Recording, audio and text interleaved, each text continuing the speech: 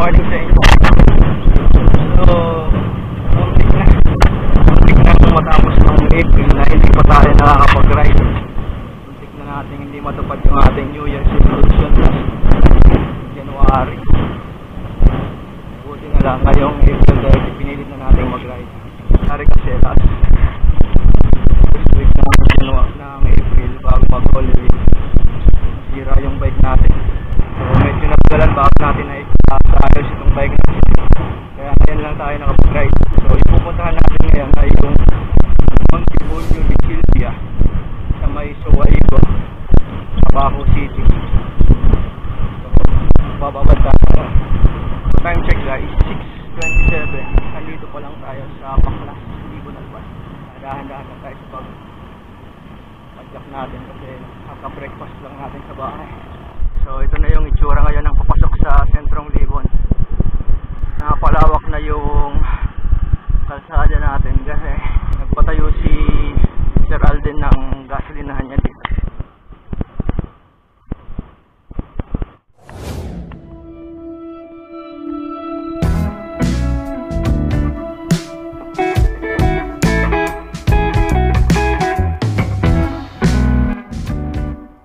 Palabas na tayo ngayon ng Libon.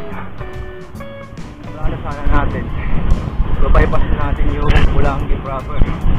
Kaso nga lang, napag-utusan tayo ni Master Riding. So kailangan natin mag-traffic sa Pulangi para gawin yung inutos ni Master Riding. So shout out kay ate Aileen Stella. Ang original na plano talaga nito guys, yung April 30. Inimbitahan ko sina Paul Clark, tapos si Bart, si Bartolome. Kaso nga lang, kagabi lahat cancel sila. Kaya ng dati, makita na naman tayo ng traffic.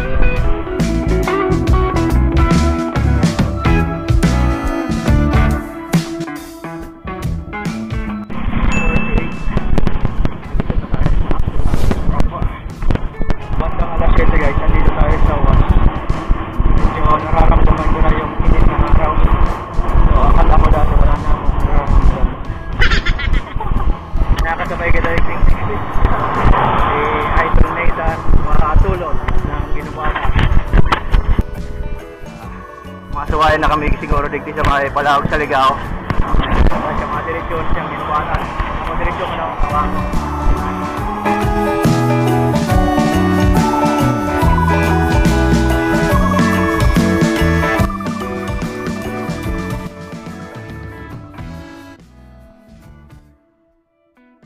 Magkaibig po? So, 25, 20. Ano na lang na 20? Ano po? Pira po ka boss?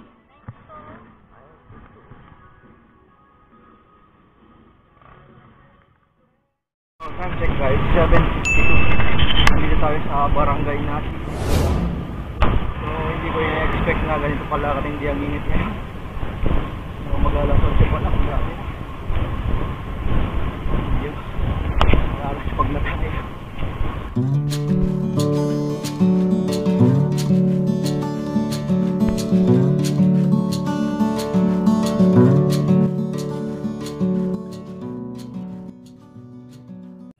Yung kita nganyan sa barangay Tambo.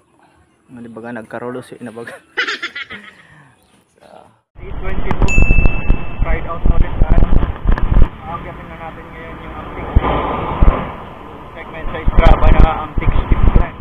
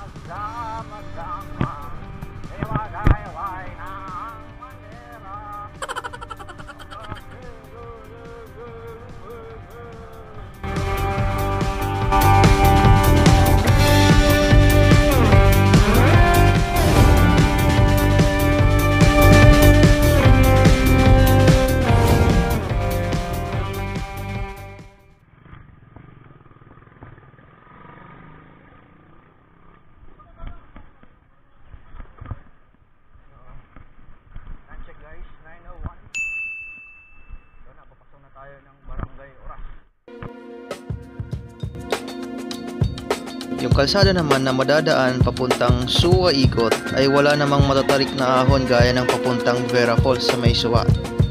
So di naman ganun kahirap.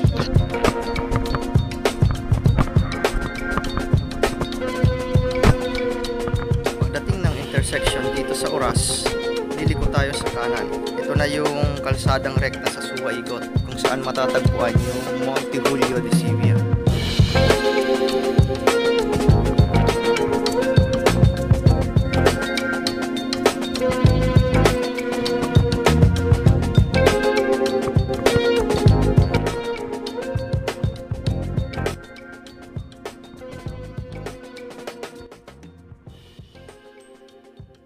Time check guys, 9:30. Nandito tayo ngayon sa Barangay Oras ata to o Suwa Ikot ba.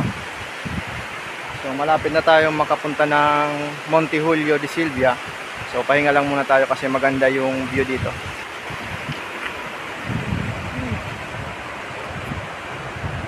So andun sa kabila yung papunta yung papuntang Vera Falls. So nasa kabilang dako tayo ng ilog.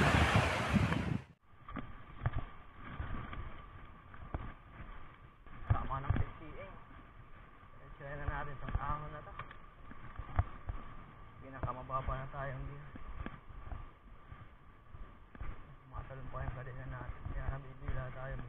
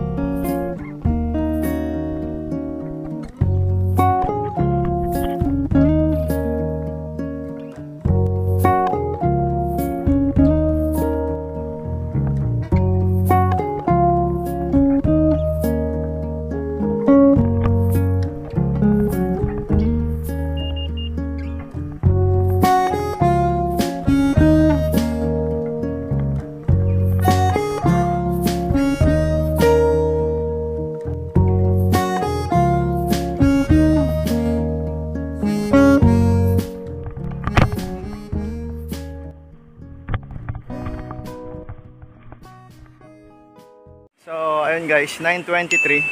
Nakarating na tayo ng Monte Julio de Sivia Spring Resort and Campsite. So campsite din pala to. So pwede tayong mag-camping dito kung kailan. Ayon sa Facebook post ng page na Rabas sa Bicol, ang Monte Julio de Sivia ay ipinangalan ng may-aring si Sir Winifredo Bronya sa kanyang magulang. Ang entrance fee rito ay 50 pesos sa adult at 20 pesos naman para sa mga bata. Ang spring resort na ito ay dating mabatong bukal. At nang mangyari ang pandemya, sinimulan ni Sir Winifredo at ng kanyang mga anak na linisin at gawing paliguan ang lugar.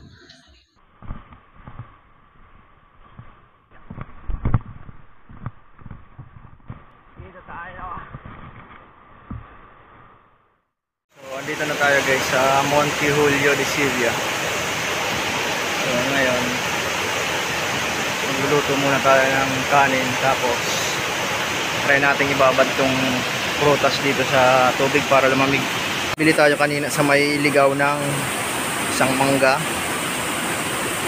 yan, apple, dalawa, tapos isang orange. Ibababad natin ito ngayon sa tubig. So, nilagyan natin ng bato para makailalim. Kang ano, ayok ka. Tarep yung prutas natin, no? Ayos na ayos. Mamaya ka sa akin. Ito yung sinaing natin. So, makalipas ang ilang minuto, eto na siya. At eto naman yung ulam na ninakaw natin sa bahay.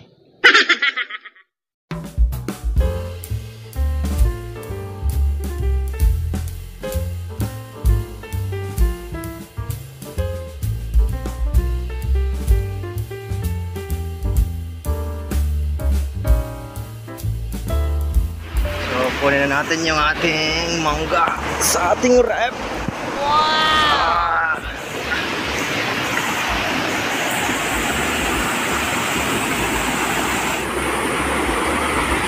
Hindi masyadong malamig. Malamig lang ng konti.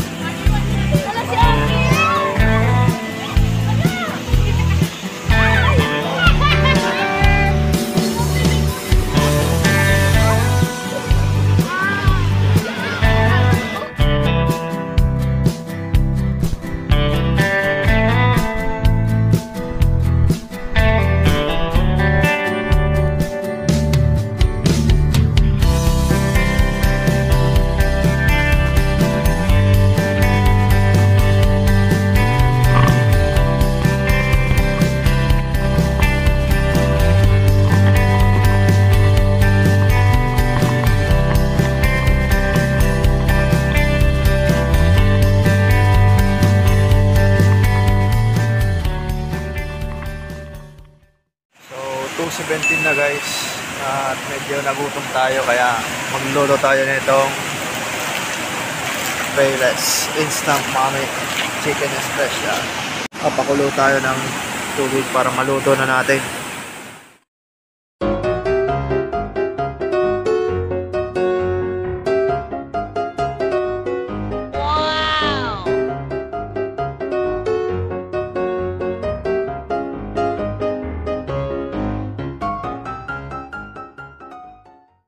Ayun guys, nakapagbanlaw na tayo. Tapos ang oras natin ay 3:30. So nakapagpasya na tayo, umuwi na. Para tamang-tama, baka hindi pa tayo abutan ng gabi.